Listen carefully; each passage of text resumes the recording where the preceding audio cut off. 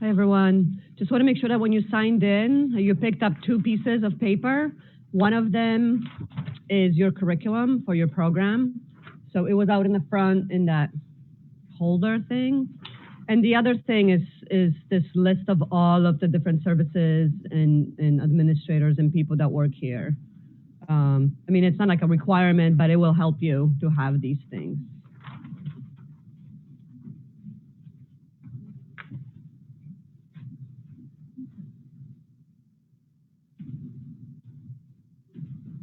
And also bags, if you want a bag, has a pen in it. You can't hear me, right, John?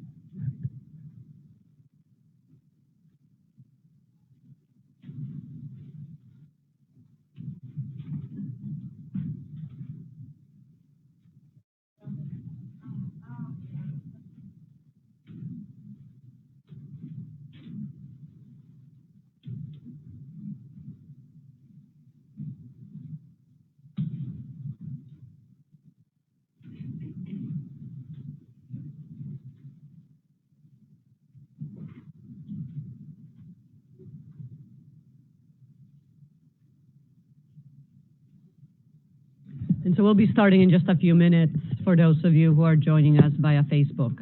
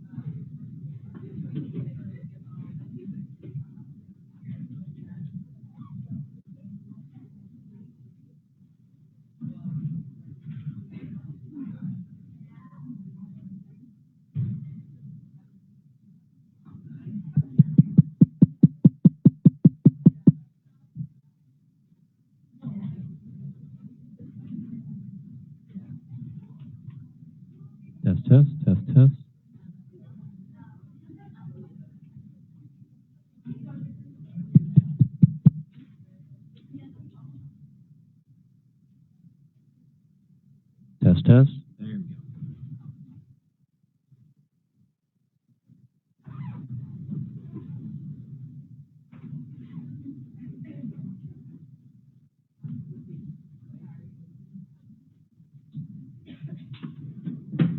Hey, how's it going?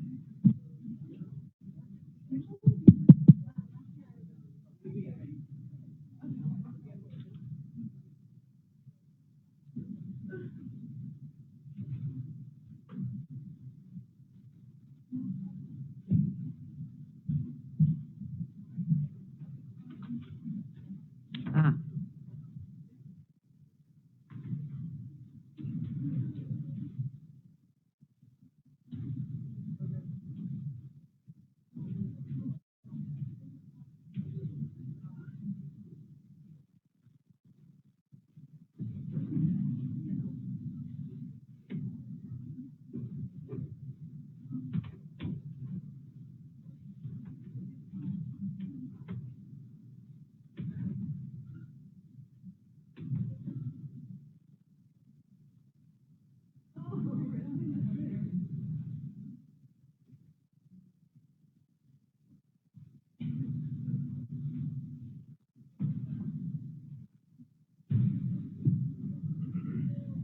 Everyone, just 2 more minutes.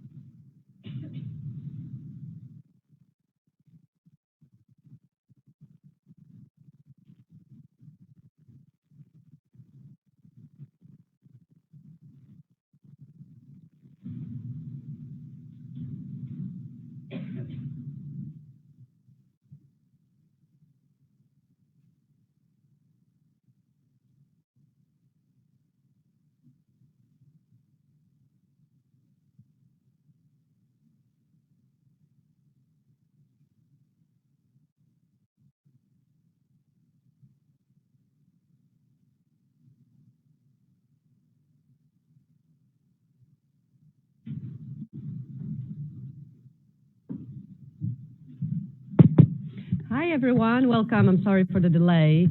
My name is Meg Krudish. I am the Director of Services. Welcome to CUNY School of Public Health. I'm really excited that you are here.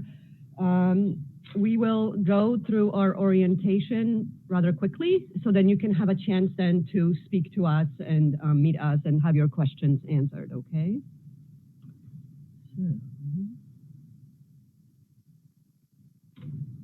But first, I'd like to introduce to you our Dean of Student Affairs, Dr. Roberts.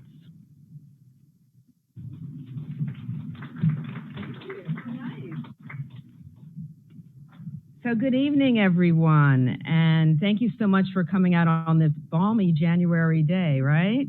On behalf of Dean El Mohandes, I am thrilled to officially welcome you to the CUNY Graduate School of Public Health and Health Policy, which we fondly often refer to as the CUNY School of Public Health, CUNY SPH, because that is a mouthful, but I do like to say that's who we are. And as the Associate Dean of Student Affairs and Alumni Relations, in addition to working with our wonderful recruitment and admissions team, some of whom are out in the hall, led by Dr. Krudish, who are the folks most responsible for you being in the room. So I want to give them a hand, really. I also provide guidance and support to our student services team that includes student life, career services, our student government, and our steadily growing alumni network. And we will also be announcing a new team member at the early start of the semester, so stay tuned for that. I can't wait to share. And I will be available to answer any questions you might have about student life here at the School of Public Health. And I'm glad to be joined by members of the Graduate Student Government Association over there who can tell you what it's really like to be a student here. Also, my office is on the 5th floor in room 513, so you're always welcome to drop in. I'm here most evenings between 4 and 6. And can meet at other times by appointment. And as a special welcome gift, I would like to present each of you with a free pass to the Museum of Modern Art, also known as MoMA, which is good for you and up to 5 guests, and which you can use up until September 1st. So stop by. I think I'll be sitting over there with the admissions folks. I might be mingling with the student government, who knows? But look for me now that you know who I am, and make sure you don't leave without one. So again, welcome, and I hope to see all of you again this semester, okay? Thank you. Thank you. Okay, so just a quick rundown of what we're going to cover, an introduction to our school, just so that you kind of are aware of who we are, where we are, and what we're about, the different offices and administrators that are here. Some of them are sitting right here on the periphery. Your registration information and advising, payments, financial aid, all that stuff is going to be covered, and support services, of course, as well, student life, and a little bit about the research that goes on at School of Public Health, okay? If you have any questions at any time, just raise your hand and we'll answer it for you.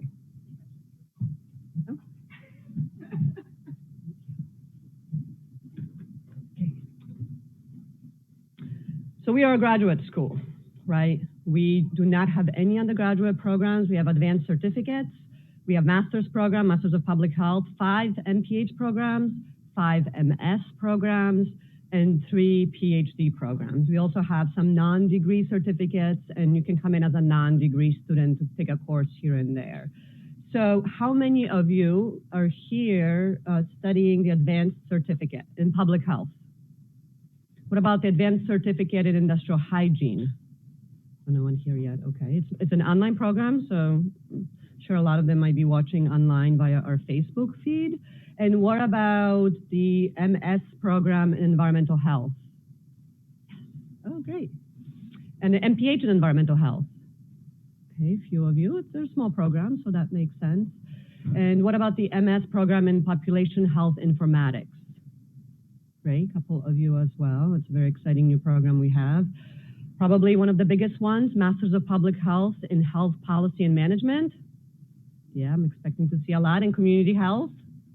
Yes, also a lot. Epidemiology and biostatistics. A few of you. Nutrition. Anyone in nutrition? Great. And so it sounds like all of our programs are represented. That's a really good thing. I'm glad that you are all here. This is our campus. A lot of you I know have visited here, so you're aware that this is where we are. I've met with a lot of you. It's exciting to see all these familiar faces. But this is our only campus, right here at 125th Street. And we have 4 floors, 5, 6, 7, and 8.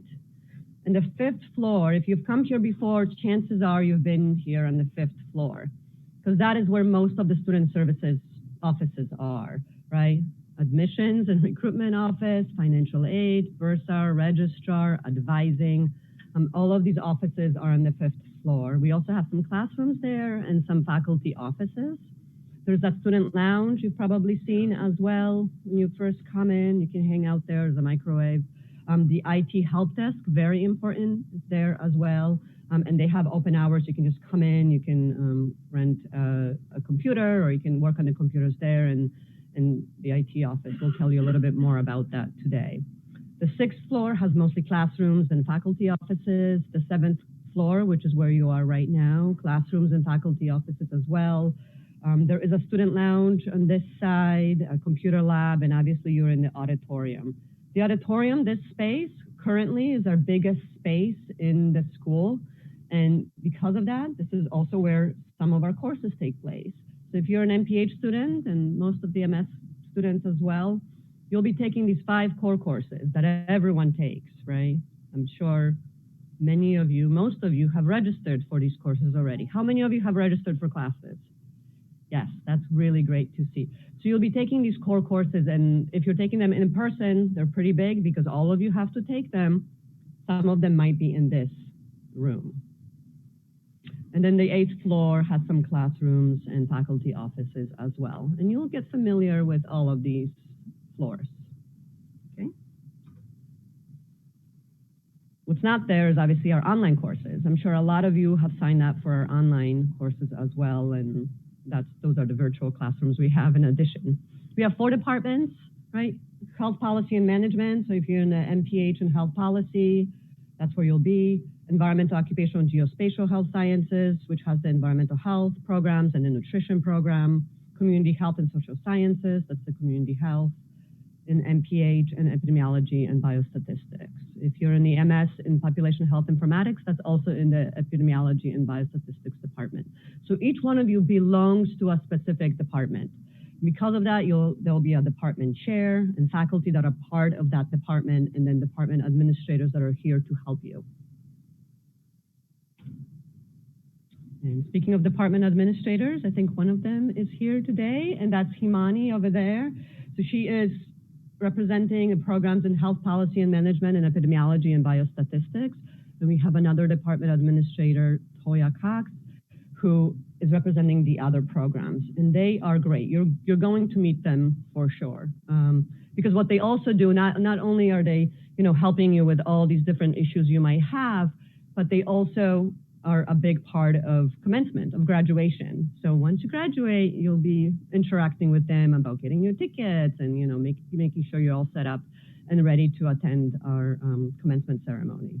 But if you need any help with any of these issues, Toya and Himani are there for you. Obviously faculty as well, and the department chairs as well. Any questions up until now? No? So we have a number of support services. Sorry, I have to hold these slides. You'll see this is quite small, so you don't have to read that, because all of our support services and all the different offices that are here to help you graduate and fulfill your career goals are on this piece of paper. And you'll see it's quite small, right?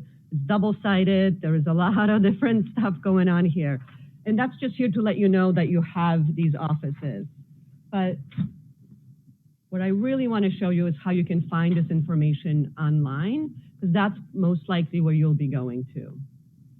You're probably familiar with our website. You've been on it, right? You've all been on our website? Very good, great.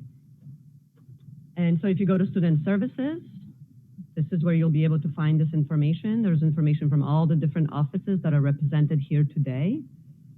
And under Contact Us, you'll have all of these different offices that are printed out on this double-sided piece of paper here, and you have their email addresses and your phone numbers if you need to reach us.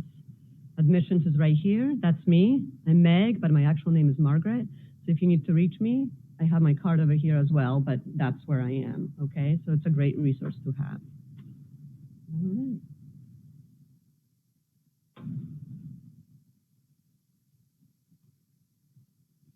I'll let you know that we have tutoring services available to you, and you can make appointments with our writing tutor and our quantitative tutor at any time, the beginning of the semester, in the middle of the semester, at the end of the semester.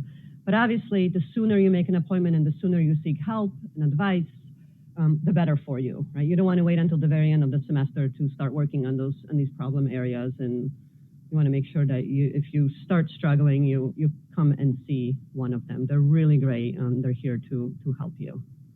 And they can also be found on our website as well, under student resources. There's a writing and tutoring site where you can make appointments when they're available. Okay, so definitely take advantage of that. I'm not sure why it's not clicking right now.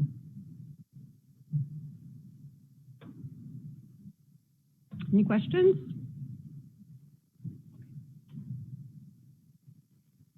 So registration for courses, most of you have already registered, but if there are some of you who have not yet registered, it may be because you were just newly admitted or you newly submitted your deposit or something else might have happened. But there was a set of emails that were sent from the Office of Admissions on how to claim your CUNY First account, right? Everyone's aware of what the CUNY First account is. How many of you are from a CUNY institution? How about, yes. So many of you are probably already familiar with CUNY First, and it's the same account. It's the same ID that you will have, right? And so those emails were sent out to you telling you how to claim the account, how to register for courses, what courses to register for, whom to contact if you're having an issue. I know there are some people who wanted to get into some courses, but they were closed already, and we were able to maybe over-tally you and things like that. So definitely reach out to our advising office or to our registrar if you're having those issues. There was an email in that email about immunization holds. So if you got in that email about registration and there was nothing at all about immunization, that's great news. That means that you don't have to submit anything because we already have your records. And the same thing with official transcripts. If you've already submitted your official transcripts to SOFIS, we don't need to have them. And then there was another email that got sent out to you recently about what to do by the end of this month. You've all received it, correct? It was a little bit more thorough. It had few more points, like apply for financial aid and do this Title IX course, which is not yet available, but another email is going to be sent out to you about when you can do that course, about your ID cards and things like that, your SBH email address. And so I just want to make sure that if you haven't received those two emails, the registration email and this email about how to do stuff, come and see me. I'm going to be sitting right there at the admissions office, and we'll figure out what happened. Okay? Our bursar unfortunately couldn't be here today, but I just want to make sure that this very important part is part of this orientation because it's coming up. These deadlines are coming up. Most of you have registered for classes, and I want to make sure that most of you will pay for your courses by these deadlines, because if you do not, then you will incur some late fees, and I don't want for you to happen. Yes.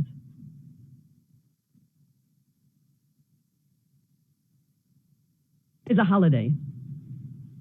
Is that your question? It's a Saturday, right? You still have to make a payment by those deadlines, and I believe that that's still true. So it doesn't matter that it's a holiday or it's a Saturday, you still have to make a payment by that deadline, and you do it through your CUNY First account.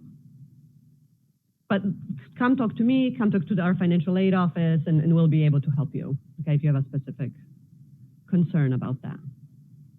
Okay. Most of you, well, I don't know how many of you have registered after December 19th, but if you have, then your payment is due soon. Yeah.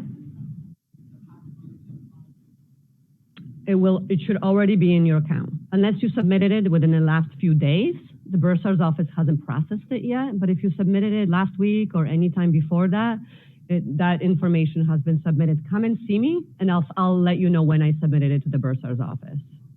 I process those commitment deposits, and I submit it to the bursar's office so that that could be applied to your account. Let me know. Yeah. Good questions.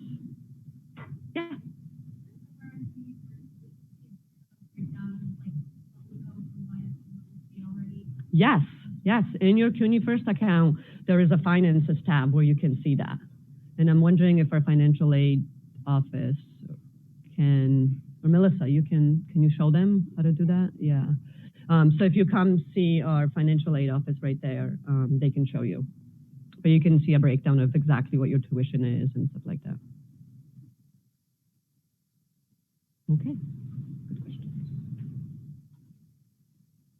Spoke about the immunization requirements. This is kind of an overview of what we do require. It's mandated by the New York State Department of Health. Again, if you didn't receive any information about immunization or anything asking you about anything, don't worry. That means I have it. But if you have and you have questions, I'm the one who manages the immunizations in CUNY First, and for you, let me know and I'll be able to answer your question, okay? But I think we're good with most of you. Also, if you have questions about your residency status, most of you are New York State residents, therefore you will be paying the New York State residency fee per credit.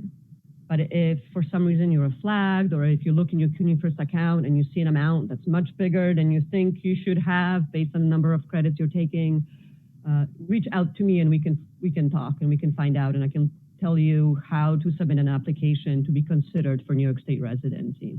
But overall, you have to be living in New York State for at least a year before classes start. So if you just moved to New York State, you won't be eligible until spring 2021 for New York State residency status. Any other questions? Okay. So ID cards, 1 second, let me get mine. I'll show you what they look like.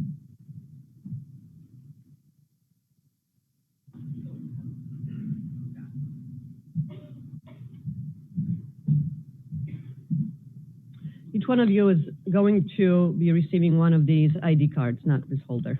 This is my special holder. But this ID card, right, it will have your picture on it, and it will have your MPL ID on it, and information in the back here, this barcode. And this is the barcode you will use to rent books and to access the library services. And our librarian will tell you a little bit more about, obviously, the library services. And this ID card also gains you access to any of the floors here, right? So you see that each one of our floors has this door, and you can't kind of get past it unless someone buzzes you in. Once you're a student here, which you are right now, you'll be able to obtain this card and just swipe it and come in. Now, it doesn't give you access everywhere because there are offices beyond some doors, but it will give you access to your classrooms and the student lounges and things like that, okay? You will be able to get these ID cards after the first day of classes. They're not ready just yet, but you'll be able to stop by right here at the 7th floor security desk and say, I'm a new student, I want to get my ID. And they'll take you upstairs to have your picture taken, and then ID will be ready in 2 minutes, just like when you go to the DMV. The ID is ready within minutes, okay? Yeah. We have to wait for our student email to be sent to us in order to apply for the ID, right? Exactly, and so they're creating those emails right now. That probably should have been my first, the preceding slide, but that is the slide about email. You'll be, so each one of you will be receiving an SPH email address, and it's really important that you pay attention to the email that you'll be receiving from IT, because they're the ones issuing your SPH email address. And you're responsible for checking it and checking it often. We won't have your Gmail or your Hotmail or your other email address that you have on your Sophos application. Right now, that's all I have, so that's the way I communicate with you. But once you become a student here and you're issued an SPH email address, we'll be using that email address exclusively. So please be sure that you do check that email address and check it often. A lot of information, very important information goes into that address. Use it to communicate with us. I'm going to get to you. You use it to communicate with us. So if you email financial aid or bursar, registrar, not necessarily me, because I kind of know who you are, and once you pass the admission stage, unfortunately, we probably won't be seeing each other that often. But all the other offices, they will require that you use the SPH email address in order to communicate with them, because they have to verify your identity.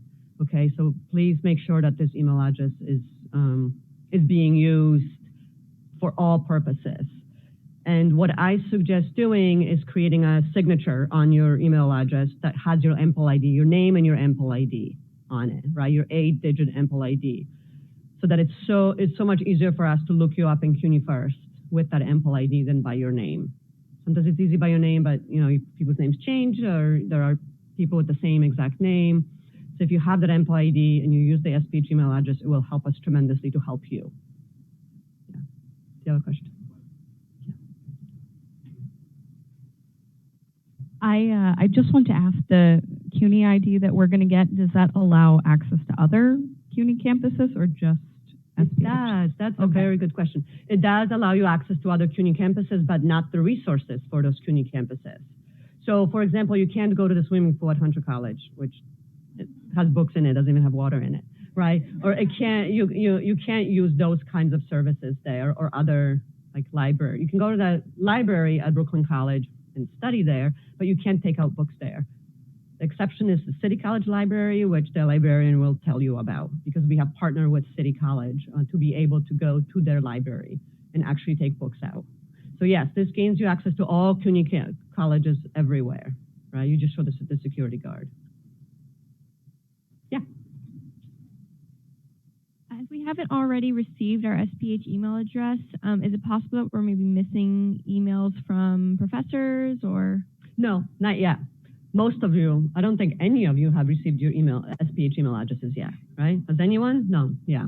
We're completing the process this week and next. So yeah, don't worry about it. Faculty aren't really going to be communicating with you until the first day of classes. So you probably shouldn't expect that until the 27th. Yeah. And by then you will definitely have your email addresses. Yeah. Very good questions. Anyone else? No? Okay. We won't go through that because we have someone from the GSGA. The very last thing I wanted to share with you is to make sure that you are aware of the centers and institutes that exist at CUNY. How many of you are aware that we have these centers and institutes and what they are? Okay, not that many. That's good. That means that I can tell you about them and it won't be repeated information. Once you are on our website, here's the tutoring information. Right here under research, there's a link to centers and institutes. And I encourage you to go there and click on the ones that might be of interest to you. You know, if you're doing community health, maybe the mental health one, doing nutrition, there's the Urban Food Policy Institute, right? All kinds of other ones. Because a lot of our faculty are involved in some amazing, great research that's public health related, but also in these very specific areas. And there is opportunity for you to get involved in that research, right, as research assistants. And so a lot of their faculty get grants to do all types of amazing research and projects, and they need graduate assistants to help them with those grants. And so it's going to be a great opportunity for you to get involved in research, to have something on your resume. A lot of these positions are paid. So that's another way to get, you know, some part-time employment. So definitely check this out. Our career service is going to tell you a little bit more about the opportunities available through the Office of Career Services, but this is definitely a great way to get involved in research as well. Okay, so this is it for me, but I'll be sitting over there if you have any other questions. Any questions right now? We have some good ones. Great. Okay. So I would like to welcome Matt Paczkowski, who is our advisor, to kind of tell you a little bit more about his office. And I'm sure a lot of you have probably met with him already, right? Maybe? I don't know. Come on in, Matt. Come on, Matt. I was going to pull up your webpage, but I don't have to do it. Thank you, Meg, and welcome everyone. Looking around, I see I met with several of you, but not all of you, so I'm hoping we will have a chance to meet soon. As Meg said, my name is Matt Paczkowski. I work with academic affairs, specifically academic advising. Generally, I would recommend at this point sort of triaging your needs and making sure that as soon as possible, if you have not registered already, that one, you register for classes. I have some handouts on the desk in the back if you have not registered on recommended courses for your first semester. Secondly, I would also recommend you look into obtaining your textbooks for your spring semester. So we do have an online bookstore. There are also some handouts on my table in the back. It's a simple URL, sphbookstore.com. It will link with your CUNY First account. You sign in and all of the books that you need will come up there. There are multiple options for buying, for renting, ebooks, and all of that. Once you've registered and you're kind of set for the spring semester, when you have some free time in your schedule, I would recommend setting up an appointment to meet with me. I think one of the most important steps in starting here is actually planning for graduation. What is your schedule going to look like each semester? We have recommended sequences for full-time students, but if you're part-time, it's very important that we put together a plan that makes sense for your needs. If you want to take, let's say, 2 classes per semester, we can put together a plan that allows for the graduation date that you desire, along with the coursework that makes sense given your work schedules outside of here. Generally as well, I just want to talk a little bit about the different types of advisors you'll have access to. Again, I work as a staff advisor, so I advise students from all backgrounds and concentrations here at SPH. Those of you in our MPH and MS programs will also be matched with a faculty advisor. That will be a faculty member who actually teaches in your department, and they can help you with more of those long-term goals when you start to plan for which electives maybe make sense for your professional goals. We have field work and capstone for most of our programs. So those as well, a faculty advisor can help you plan for, make sure you have a good plan in place. So again, I want to keep this brief, but I will be at that back table, so stop by, say hello, and you know, I wish you the best of luck this coming spring.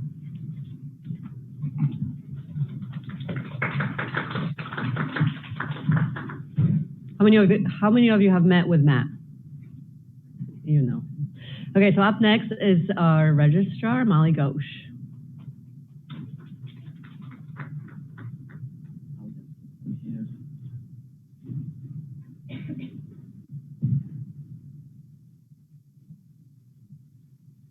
Hi everyone, welcome to CUNY School of Public Health once again. My name is Pranoya Ghosh and I'm the registrar. I was very happy to see that majority of you have already registered, so thank you. If anyone who has not registered and still needs assistance, please drop by and speak to me. One of the things I would like to specify is to review the website just to see what are the services that are available by the Office of the Registrar and or any of the other offices. Reviewing the website is very, very important. This way you would know who to contact best as well as how to contact all the people. So I'm gonna, once again, keep it short and brief. I do want to congratulate all of you for your admissions to this school, as well as like to say good luck in completing your degree. I will be the person who will be awarding the degrees to you. So good luck. Thank you. Great. Katusha Lewis is our Director of Financial Aid. Welcome. Financial Aid.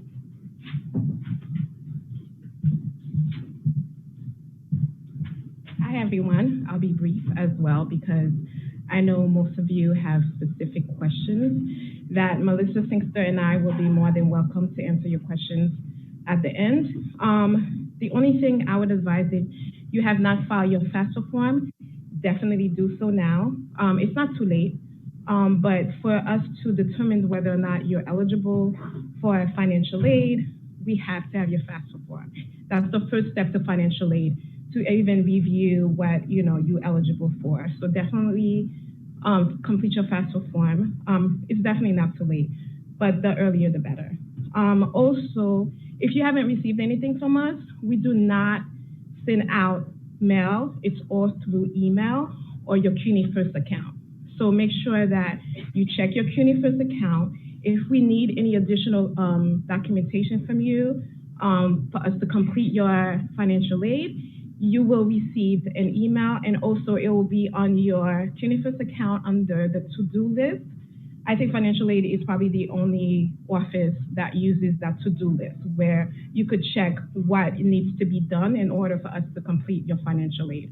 So definitely do that. So if you did complete a FAFSA and you have not heard from us, check your CUNY First account. Most likely we're requesting additional documentation. Also, like I said before, Melissa and I will be most likely, if you guys have contacted financial aid, you spoke to Melissa, she's the face and the voice of financial aid. So we'll definitely be in the back answering any questions that you have. We do have a laptop, so we'll even be able to look at your account. So we could be more specific on what we need from you instead of being just general. So again, congratulations and hope to talk to you guys soon.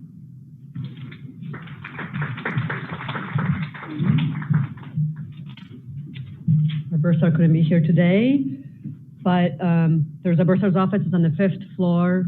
Let me know if you have any questions about that, and I can get you in touch.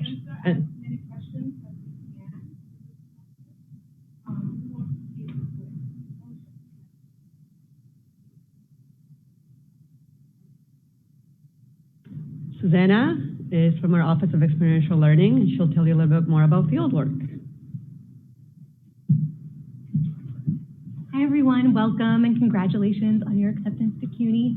My name is Susanna Marte. I work in the Office of Experiential Learning, and in my role I oversee fieldwork, which is a requirement for many but not all of the programs. The key to successfully completing your fieldwork is early planning. So I would encourage you in your first semester to attend one of our fieldwork orientation sessions or to schedule a one-to-one advising appointment with me in my office. So looking forward to working with all of you. And just remember, it's never too early to start your fieldwork planning.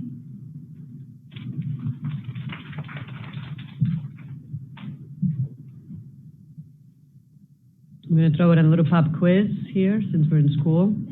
What floor is the Office of Student Services, Registrar, Bursar, Financial Aid? What floor? Yes, great. You guys pass. You get an A+ for orientation. I'm not doing anything with the computer anymore.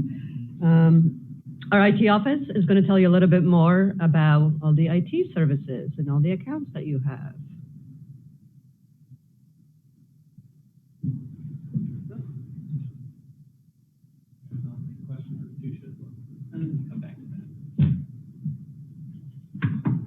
Hi, everyone. I'm John. I'm with the IT Help Desk. So you'll see me a lot if you have trouble with your email or passwords, whatever it happens to be. She mentioned it earlier, but in the student lounge on the 5th floor, right in the middle of the groups of, there's some tables and then a set of computers is our help desk. And you can come by anytime between 4 and 10. And then we're also here Fridays as well from 10 to 6. So you can stop by. We also provide laptops for you for use for your homework or whatever it happens to be. So we have 4 primary accounts that we focus on here at SPH. CUNY First, which you guys, most of you seem pretty versed in, but that handles everything from your registering for classes, financial aid, your Blackboard access, CUNY Alert, which is a big system that I highly recommend signing up for so you know if the school closes or whatever it happens to be. The eMall, which is where you can get software as well as like deals on McAfee and stuff like that. And then is the virtual desktop, which is a great resource for homework mostly. There's Office 365, which is where you'll mostly be accessing your email. And then you also get your Office software through that. So if you want to use Word or Excel on your private machines, you can use it there. There'll be a little install button once you log in. CUNY Portal is kind of we're slowly rolling it into everything else, but CUNY Portal is really, if you are a research assistant or doing a lot of research, you'll use it for ideate. And then finally, the domain account is how you access our Wi-Fi, our campus computers, SharePoint, as well as the library resources and printing. And that you guys can kind of see, I have a handout as well. But the formatting for each of these accounts is listed right next to it. So it would be formatted as your first name, dot your last name, with the last 2 digits of your MPL ID for everything, with the exception of your domain account, which is just your first initial, and there's no dot. And that's pretty much all I have.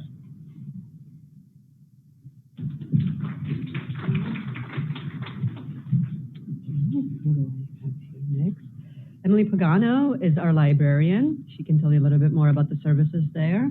Hi, Emily. Hi, everyone. Welcome again. So my name is Emily. I'm the librarian here. I'm the person that you can reach out to when you're doing any kind of research, when you're doing your coursework, basically any kind of information needs you have for your research or your classes. I can help you access that. Just so you know, there's currently no library in the traditional sense here on campus, but rather we aim to provide information to you via access to electronic databases and scholarly journals and things like that. That being said, we do have a small collection of required textbooks in the study lounge right next door. John mentioned the domain account. That's very important for library access. That's what allows you to log in to use the school's subscriptions to all these databases and journals. So definitely keep tabs on that password. And as Meg mentioned, you do have access to other CUNY campuses. We can also request books for you from other CUNY libraries.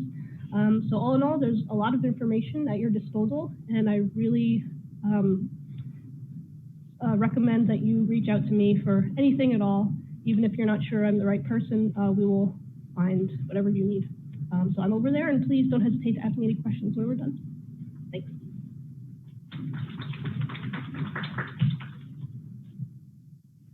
Okay, Charmaine is going to talk to us a little bit more about the career services. That's why you're here, right?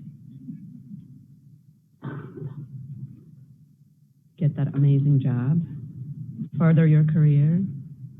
I was going to I don't know why I feel the need to bring up your website. Hi, welcome to CUNY. My name is Charmaine Craybaugh, and I work with the Office of Career Services. We offer a range of support to students, to all of our students, and you can access this once you graduate as well.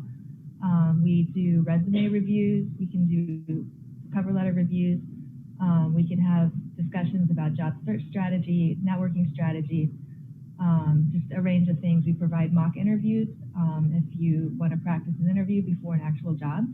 So I encourage you to definitely reach out to us at least a few times over your career as a student, and definitely access us for the resume review and the cover letter for sure. And we can have a discussion about anything that you would like to learn or talk about as you consider your career in public health. Thank you. Do you guys have questions about anything up until now? I mean, I know you'll have questions once you come to our tables, and everyone has a specific issue and question. So that's it for the administrators and for the staff that are here to assist you and help you and make this successful for you. But I want to introduce our Graduate Student Association.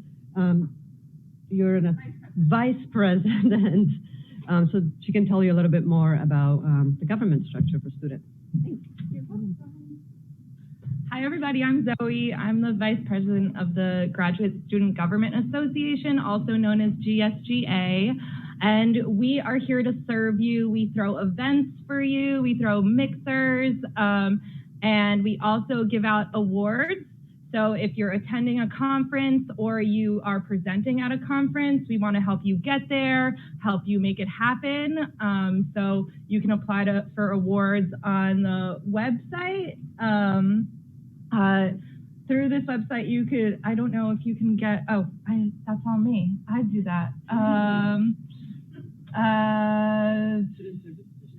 Is it in student services? For graduate, yeah, here we are. Okay, so in the Graduate Student Government Association tab, is it going? I clicked on it like 4 times. IT, help desk, just kidding, all good. Okay, so this is the Graduate Student Government website, and here, GSGA opportunities. We have the awards that we give out. Are they down here? Just kidding, they're not on that tab. They're somewhere in here, maybe they're under forms and docs. Here, okay, so the awards that we give out: workshop conference awards, manuscript award, professional development award, and we also will help you publish your research, and you can apply for that award too. Other things we do is we help with clubs happening. So this year is the first year we have student clubs. There are 3 or maybe 4 of them. They're not, some of them aren't official yet. So we have a sustainability club, a reproductive health and rights club, and 2 more international students. And last one, root cause, thank you. So look into the clubs if you wanna participate more with student life. And also, every Wednesday, we send out a graduate student government email. So look out for that every Wednesday, and we will put our events on there and any events that the clubs are doing as well. Okay? So if you have any questions about that, I will be sitting over there. Thank you so much.